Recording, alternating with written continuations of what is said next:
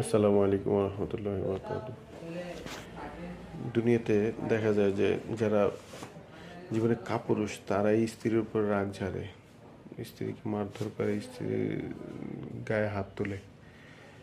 কখনো যারা শক্তিশালী পুরুষ তারা কখনো স্ত্রীর গায়ে হাত তোলে না। আর স্ত্রী একটা ভালোবাসার পাত্র। দেখুন, আমরা ছেলেদের কিন্তু ক্ষমতা নাই যে পেট ফেরে বাচ্চা হওয়ার কোনো ক্ষমতা নেই, যেটা আমাদের মা বোনেরা বা বউয়েরা করে থাকে। আর স্ত্রীকে খারাপ লাগতেই পারে, খারাপ লাগার অনেক কারণই থাকতে পারে, কিন্তু ভালো লাগার একটাই কারণ, কারণ তার জীবন সব কিছু আপনার বা আমার উপরে আপনার তার জীবনটা দিয়ে দিয়েছে। আর তার জীবনের উপর অনেক হ্যাসেল পোহাতে হয়। এই জন্য আমরা কখনো স্ত্রীর গায়ে হাত তুলব না। আল্লাহ তালা তৌফিক দান করেন। আমি আসসালামু আলাইকুম রহমতুল্লাহ বরকাত।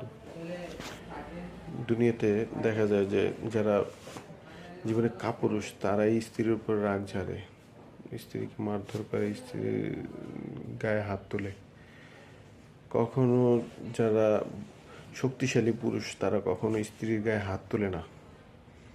আর স্ত্রী একটা ভালোবাসার পাত্র। দেখুন, আমরা ছেলেদের কিন্তু ক্ষমতা নাই যে পেট ফেরে বাচ্চা হওয়ার কোনো ক্ষমতা নেই, যেটা আমাদের মা বোনেরা বা বউয়েরা করে থাকে।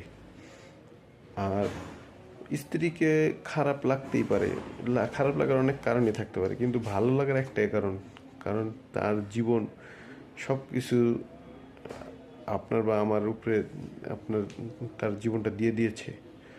আর তার জীবনের উপর অনেক হ্যাসেল পোহাতে হয়। এই জন্য আমরা কখনো স্ত্রীর গায়ে হাত তুলব না। আল্লাহ তালা তৌফিক দান করেন।